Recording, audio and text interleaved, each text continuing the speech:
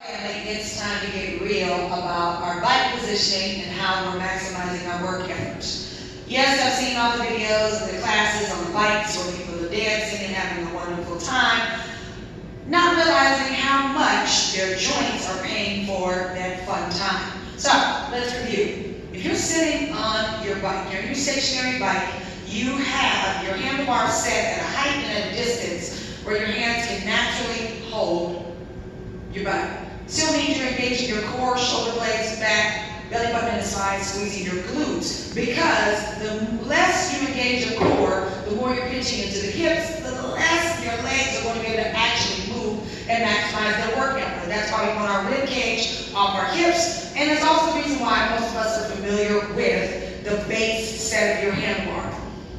Keep in mind, family, all of this is a part of your handlebar. You use it to maximize. So, if I'm in the saddle, and this is my height and distance for seated position, when I come out of the saddle, this is no longer my base.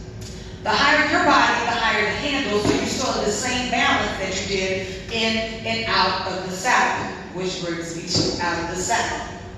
We are not on a unicycle, family. We are on a bike. The stiffer your legs are, the more pressure you're getting into your ankles, into your knees, into your hips. And under most circumstances, we are attached to the bike. So whether you're actually in the brackets or you're locked into the brackets, every single time you try to work and stiffen through these legs, your ankles, your knees, and your hips are taking the brunt of your work. That's why you always want to make sure there's at least a soft bend to your knees, in or out of the saddle, just like you're in the saddle 90 degrees, 90 degrees out of the saddle, or at least a soft bend so that your hamstrings, glutes, and your abs are maximizing your work. If you're in the saddle or out of the saddle, using your resistance. Grown people, grow your strength by adding more resistance. Challenge yourself. It's not the resistance of the bike that's going to make your legs big.